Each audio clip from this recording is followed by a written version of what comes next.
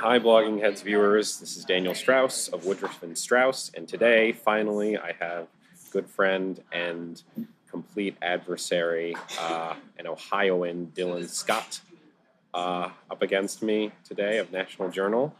We used to be colleagues at TPM, and we are going to talk about Donald Trump, Hillary Clinton, John Kasich, who Dylan had been saying forever was going to run for president, and you know what? He actually did. He did. I am broadcasting from Politico's fancy new snack bar here today on this fine Friday morning. It's going to be a busy day, Dylan. It is going to be a busy day. It's been an interesting week. It's going to be a very interesting week. It's going to be a very interesting weekend. I think so. So, I know you're a healthcare reporter and do policy stuff, but like from your vantage point, are you a little surprised? You've done some campaign reporting, and when we were at TPM, we'd split up. I was doing the Republican side a lot, and you were doing Hillary Clinton a lot. Mm-hmm. Are you surprised about the rise of Donald Trump? Am I surprised about the rise of Donald Trump? I mean, a little bit, yes. He obviously always had the built-in name recognition. He's got that kind of blunt style that appeals to everybody, or not to everybody, but to a select group of people. And obviously the media kind of can't help but cover him exhaustively. So I guess all those factors have kind of combined together to put us where we are now, where he's leading national Republican primary polls. But I can't say I saw that coming. I expected him to be there and be sort of a thing, but the way he has just sort of consumed the news cycle, I'm still kind of blown away by. Why? And it's weird because because we're at 16 Republican candidates now. Yeah. And 5 Democrats for a total of 21 presidential candidates, which is unheard of. It's not even sort of a political wonky exaggeration. It's actually an insane number. Yeah. Plus, you have to remember the other presidential entities like super PACs just out there doing their thing. Yeah. And they're big names. Insane. They're big names. Yeah. People have been around for a long time, but they cannot get any oxygen when Donald Trump is in the room. Right, like Rick Santorum, for instance, the runner-up in 2012, the primary there, is now flailing and struggling to get into the first Republican presidential debate. And he was the last man standing. He was the runner-up. He was there at the end. Right. Yeah. By the old rules, he should have been one of the top people here, but it's just there's so many people that it's.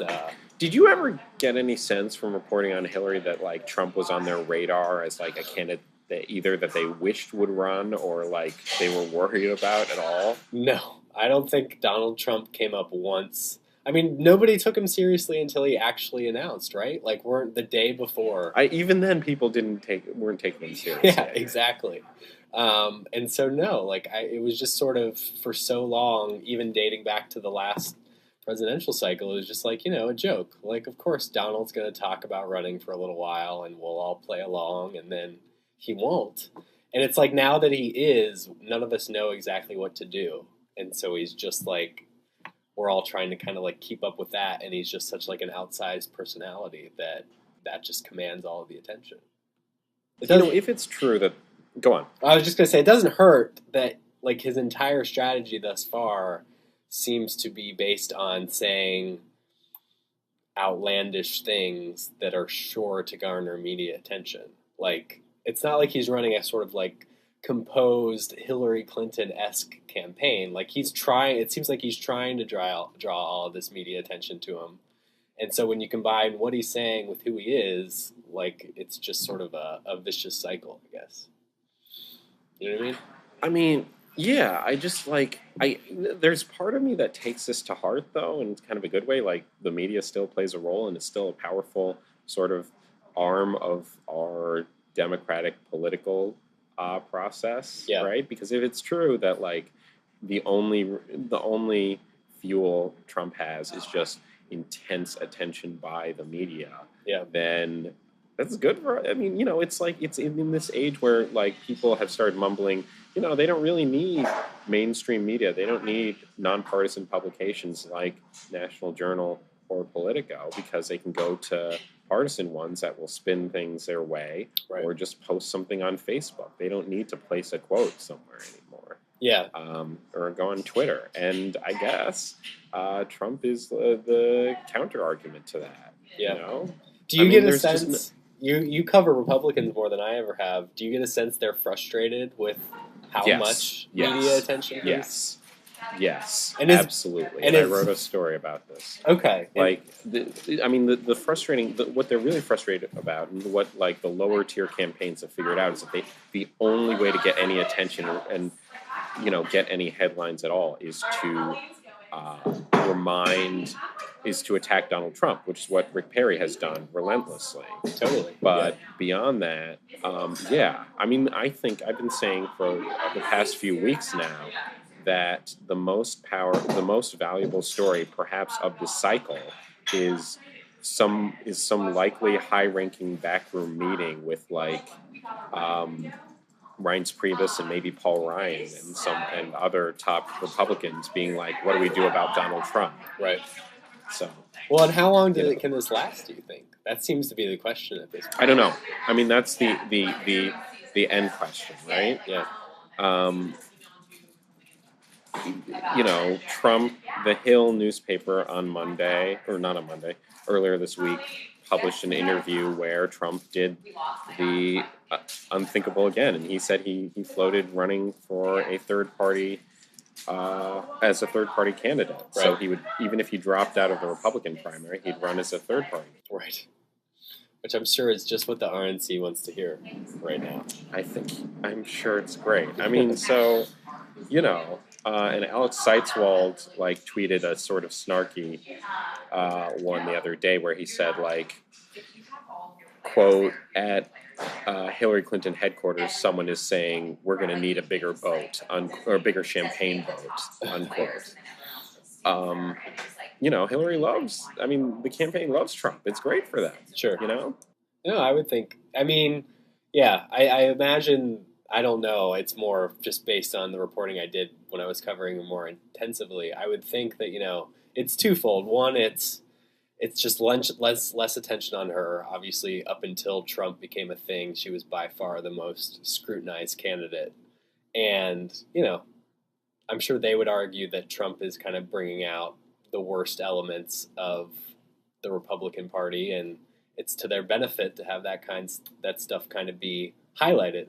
But obviously, her issues aren't going away. There was the big email story from overnight that there's that's what I wanted to talk about next with you. Oh, then by all means, go ahead. No, you please you introduce that one. Yeah, I mean, I just think it's so there. It looks like there's some prominent groups that want or some inspector generals who want a kind of criminal investigation into what happened with her emails. And, I think that it's just a reminder that, as much as Donald Trump is consuming our attention, Hillary had a rough couple months there, and those issues haven't gone away. You might remember there was that really good New York Times story from, I think it was a couple weeks ago now, and it was, Republicans are already kind of message testing all of this stuff, and I know their findings were one of the most effective attacks against Hillary is just trustworthiness, and the email stuff plays directly into that. And so, I know it faded a little bit from some of the initial hubbub, but I imagine you're going to see, Republicans try to keep this afloat as much as they can. And when you have inspector generals saying that there should be a criminal investigation, it's not going to go away anytime soon. Right. So the overnight story was Michael Schmidt, who wrote the original Hillary story on the emails. Right. Said, there's gonna inspector generals are gonna open a criminal investigation into whether by deleting the emails she deleted classified information. Right. The thing about this that I immediately, because I cover Republicans, started thinking about Donald Trump, actually. Oh no. And I was wondering if this is something that will unify a very frustrated Republican Party. I mean, like, Mm-hmm. or will Donald Trump even worse here and just be like, don't pay attention to Hillary, pay attention to me. Look at all the outrageous stuff, Right. which would infuriate party leaders even more. Right. Because, I think this email scandal might be the big, chance Republicans have this cycle, or the biggest attack they might get from Hillary. Sure. Well, I mean, it plays into all the, right or wrong, or rightfully or wrongfully, but the stereotypes that exist around her, in terms of like secrecy, thinking the Clintons thinking they're above the law. That's a narrative that goes back decades at this point. And I think to your point, like, one of the questions will be, especially as long as Trump is a thing, is can like Republicans just step out of the way and let Clinton sort of be the story again, be scrutinized, be getting all the negative media attention. And yeah, when Trump is like there competing for oxygen in terms of news coverage, it makes it harder for Hillary to dominate the storyline. And I can imagine that is frustrating to any Republican besides maybe Donald Trump. Because yeah, like a lot of they're I think investing a lot of capital in the idea that they can make this story stick to Hillary for the next year and almost year and a half, and that's a long time to. It's a long, We're at about 470 days till election day. Right. That's an entire generation in internet time. Totally. It's a long way. Let me ask you one thing about this. I mean, and at TPM, they don't focus as much as on the analysis and calculus of staff hires, I think, as Politico does. But do you think, Hillary's 2016 team is supposed to be a lot lower key, a lot more calm, a lot more just like, don't rock the boat. Do you think they have, or the Hillary campaign has handled the scandal as well as they could have? Ooh, that's a good question. I mean, I don't know. It was a hard thing because I presume kind of the deletions had happened. Do we know exactly when the deletions happened? Maybe I'm just forgetting. No. Okay. Our old boss was actually like mumbling about it once in the newsroom. David Kurtz was sort of like doing sort of some napkin math of like when it must have happened, and he, figured it out to like a few months before she announced. Okay. I think. But I don't remember. In that case, right, that surprises me. It's hard to know what to make of it because by then she already had like a proto-campaign infrastructure, and you would think that they would know that her deleting emails, especially even a couple months out from a campaign launch, could prove problematic. In terms of how they followed in terms of the follow-up, I mean, I think the best they can do is muddy the waters and make it sound like, Republicans are making a mountain out of a molehill kind of thing. I don't know if they've done that yet, and I think it'll be hard too because, the media is all about transparency, and so just the very act of deleting emails kind of runs against what the media stands for, and so they're going to continue to want to make it a story, I think. And so I don't know. It might just sort of be out of their hands at this point, I guess is maybe the best way to put it. What do you think? I mean, do you think they've handled it adequately? I don't know. I don't know. I just feel like in the end, a lot of the time, I don't know. I just feel like in the end, a lot of the time, unless it's like an egregious scandal involving like, I guess this could be egregious, but Right. like if it's something like, infidelity, which is, touches everyone. Yeah. It's just something that, every average American has to deal with sometimes. Right. Just one other thing, now that I think about it, is just, to your point, I think you just kind of hinted at, like, we don't know exactly what was deleted. And so Right. I think the one thing that could sort of change this is if there's some sort of smoking gun. And I think that's indicates like what the inspector generals are asking about is, if something really meaningful was deleted, and there's at least some evidence of that, then I think this gives this story a lot more legs. Whereas if it really is at least pretty close to what her team alleges, that it was just yoga appointments and food recipes and stuff, then it's hard to see people continue to get riled up about that for much longer. You know what I mean? Yeah. Anyway, so. Yeah.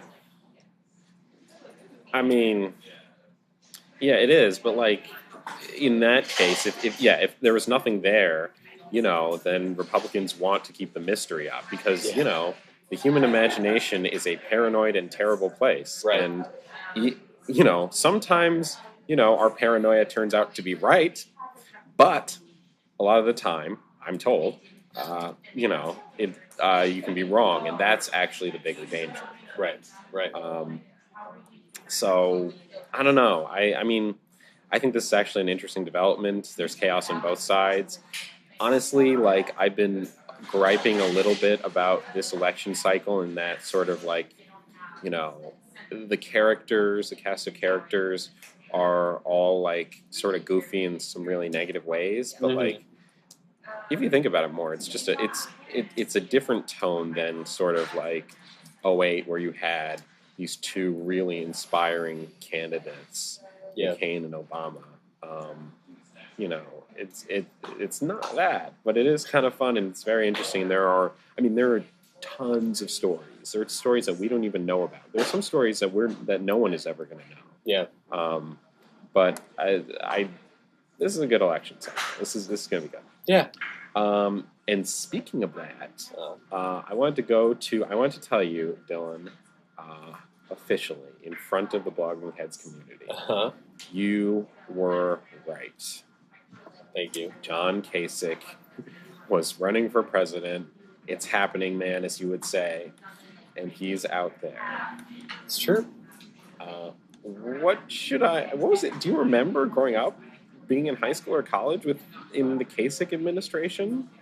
Oh no, I don't. Well, because he got elected in 2010, right? Yeah, that has to be it. Yeah. So I left Ohio almost as soon as he got elected, or before he got elected, even. Right. I mean, it is interesting. It's interesting in a lot of ways. Obviously, like he was left for dead back in 2011, 2012, when the big kind of right to work, anti-union, as some would call it, bill that he helped push through the legislature got reversed on a voter referendum. Like, there's not much more of a slap in the face politically than the voters overturning one of your big priorities from your first couple years in office.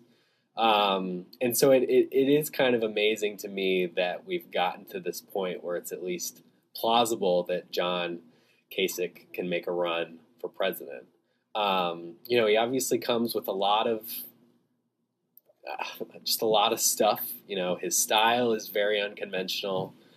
He's got the Medicaid expansion baggage in terms of Republican primary. But he's the governor of perhaps the most important swing state.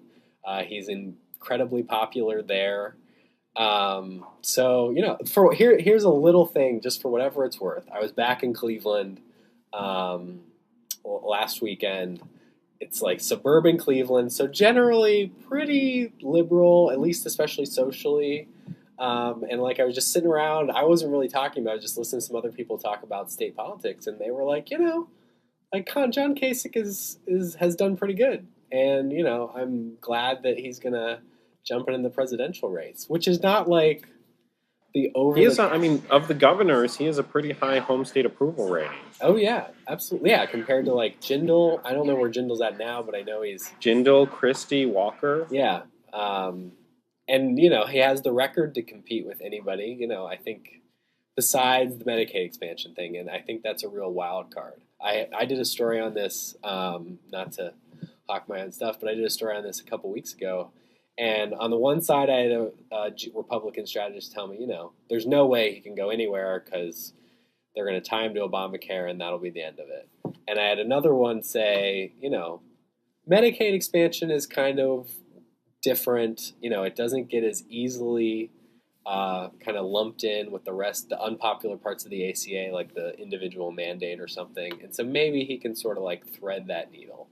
And so whether he can get any traction, like while there's a Donald Trump out there and we have 15 other candidates, and whether he can kind of use his style to his advantage without it becoming a hindrance and handle the Obamacare thing. I think those are the big questions for him. What do you think? You were so skeptical for so long. I'm curious, a weekend or 5 I think, days. I always pay too much attention to like personalities and stuff that turns out to be not important. I don't know. I think, I think the jury's out. I think he could be, I'm always skeptical of like the healthcare not as, something that's a candidate killer. Yeah. Because Mitt Romney, who's now the senior party elder, and everybody has to go and kiss the ring and would love, an endorsement by him. Yeah. Had his own sort of Obamacare thing dogging him, and he didn't win, but he got the nomination. Yeah. I think Kasich's interesting. I think, That's the right word. I think he's interesting. Yeah, I think a lot of people don't know him. It's going to be a long cycle, and the truth is, I think the smart campaigns know that this is a long game, and you just need to, for a while, you just need to hang in there, because a lot of these guys aren't going to have the stomach for every day going out and asking for money and just hammering that message and just having good cycles and bad cycles. Yeah. And if Kasich can do that, you never know. What do you think of the Huntsman comparison? Like that came out right away, and then So Josh Green, at Bloomberg had an awesome story yesterday on how a lot of reporters and political chin strokers were comparing John Huntsman to John Kasich. They both came in late. They both look great on paper. They have the same team. They have the same top advisor, John Weaver. And Weaver told Josh Green point by point about the differences. Right. I mean, on paper, I gotta say, to me, the big difference between Kasich and Huntsman is that Huntsman, as I understand it, was more conservative and also far more cerebral. Yeah. But less experienced in terms of Huntsman had never lost a race. He'd only been governor, I believe, for one term. I want to make sure. Let me make sure. But he's never lost a race. Yeah. Kasich has lost races. Kasich ran for president. If you think about, at least in recent memory, there is no person who has actually become president who hasn't lost a race. You need to know how to lose. Yeah, that's a good point. Just do. Obama lost. Yeah. McCain lost. Romney lost. Reagan lost. Bill Clinton lost. Yeah. Everybody loses. Yeah. So, and you want to lose early. Yes, right. And I think that's just sort of, that teaches the candidates something. Yeah. So maybe that's a marker of luck or something, I think. I don't know. Maybe. Yeah. No, I think there are some, I get why the comparison is drawn, but I do think there are some key differences. I don't get the sense that Huntsman had the same kind of just persona that Kasich does, like it or not. Yeah. So that's a key difference, I think. And obviously Huntsman, I don't know how much this sunk him. I mean, he never got a ton of traction regardless. But, he literally worked for President Obama. Literally. Right. And as much as, Kasich is going to have to toe the line or, find some kind of tightrope walk on the Obamacare thing, it's still a little bit different. So I don't think it's a totally unfair comparison, but I think the differences are substantial enough that we can't say for sure that Kasich will just go the way of Huntsman, and that's the end of it. Right. I want to switch to two more topics. One I want to talk about is Social Security. You had a Social Security scoop the other day, and I was wondering if you could talk about that, because you and I both reported on Social Security. Sure. And in our nerdiest, that's one of your topics. You have more sort of policy topics to choose from, but that has been a topic of fascination for me. Yeah, no, I was wondering if you could go over that for a little while. Yeah. I mean, it's pretty simple. So, there's the Social Security has its retirement and its disability funds, which are separate. And the disability fund, which covers like 10 million people, is going to start running out of money and be unable to pay its full benefits in the end of 2016. And so people would face like a 20% cut, which is quite a lot. And so Republicans basically said at the beginning of this Congress that we're not going to shift money from the retirement fund to the disability fund to avoid that cliff unless we pass some kind of reforms that, make the program more solvent. And they were very vague about what that might be, and Democrats started freaking out that it meant that they were going to try to pursue some big changes to Social Security. And so they've kind of been sounding that alarm for a long time. It's been relatively quiet till then. I mean, it's come up a little bit during the presidential election. Jeb talked about raising the retirement age. Christie has kind of made entitlement reform like his thing. And so congressional Republicans haven't exactly said yet what they want to do, though the sense I get from my reporting, and I should have a story out on this soon, is that it's going to be much more constrained than people were initially worried about. But Democrats, the story I had earlier this week, Democrats have basically said, and you actually had hinted, you had reported at TPM, I think before that, that they were talking about this. I did report. No, you did report back at TPM before that they were thinking about it, and then this week they finally introduced a bill that would combine the disability and retirement funds. And so their argument is it would get rid of this, cliff in 2016. And I don't know if this has changed, but when I reported my story out on it, the idea was that it wasn't going to go anywhere in the House, but it was to lay down a marker and get the discussion going. Exactly. Right? There's no Democrat.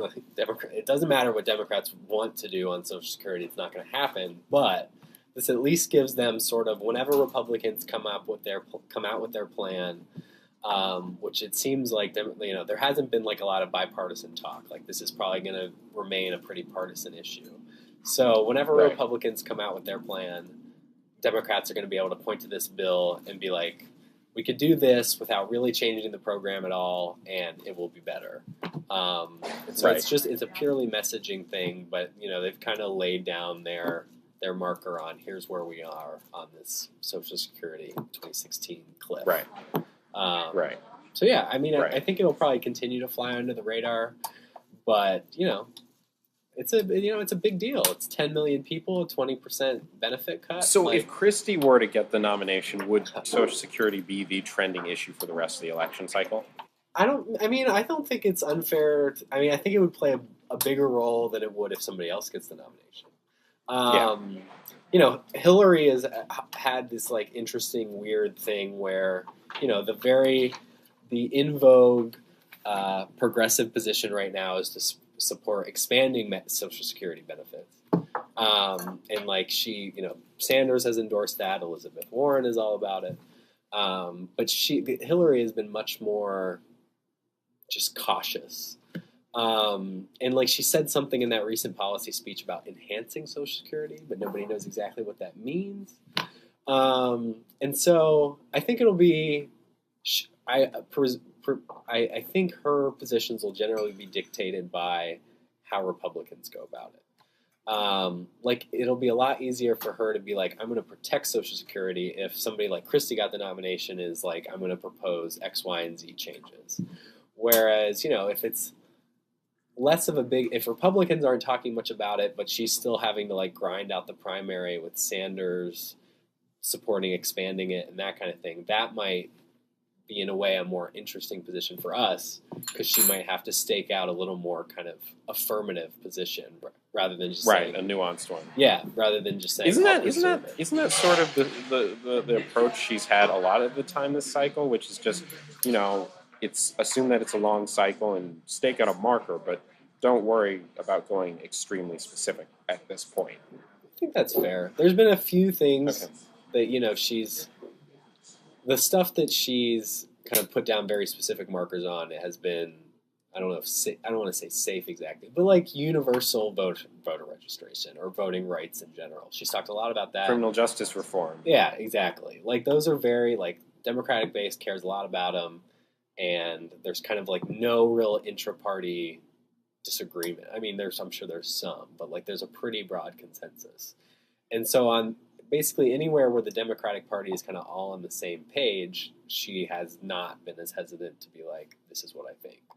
But on some of the more nuanced stuff, like Social Security, she's kind of hedged a little bit. And so we'll see. Obviously Bernie's had a lot of, I think been a surprise to all of us in terms of the amount of support he's attracted, at least in the early going. So, we might be in for like a kind of real primary on the Democratic side, which will make it more interesting.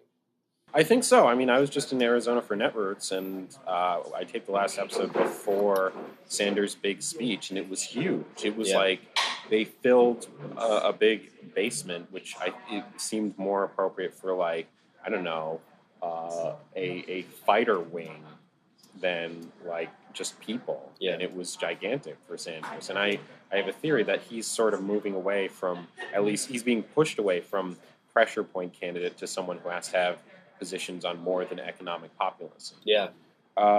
So I just wanted to finish out today with a rant, because, you and me, Dylan, spend most of our time complaining about things.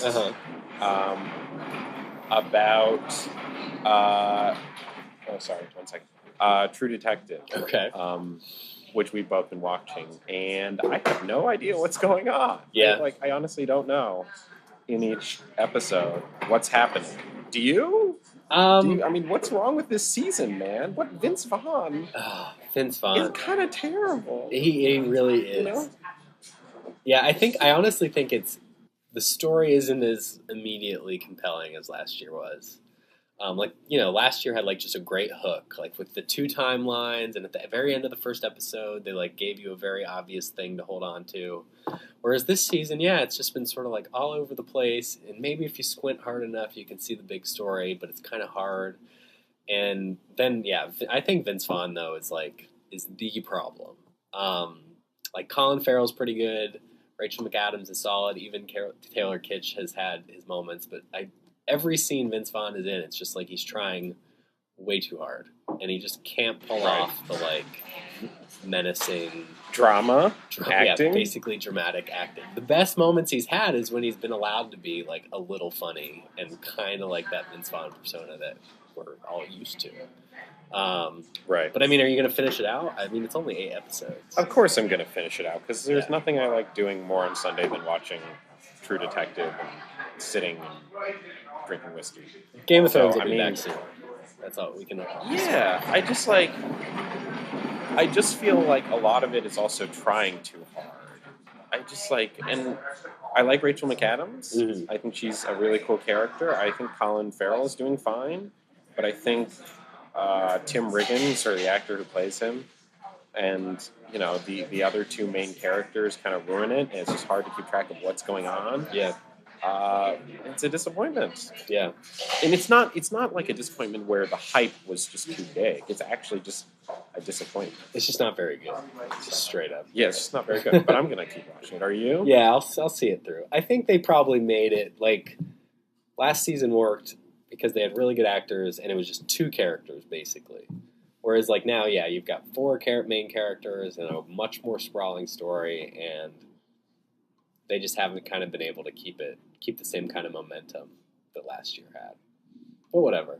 It's still fun to complain But I mean, about. but it's also like I really like the Pulp Fiction-y approach to this, to like this genre of like the hazy sort of surrealism of the show.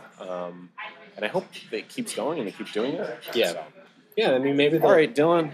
Yeah. Go on. No, I was just going to say, hopefully they'll learn some lessons from this year, and next year will be better. That's what we can hope. Yeah, I mean, there are a lot of shows that are uneven. The Walking Dead is uneven, and I love that show to death. Classic. And I used to watch it with a friend of mine, and I don't know what I'm gonna do this year. Yeah.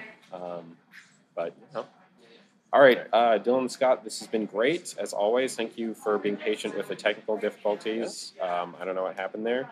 Love you, buddy, and I will see you I'll see you probably this weekend or something.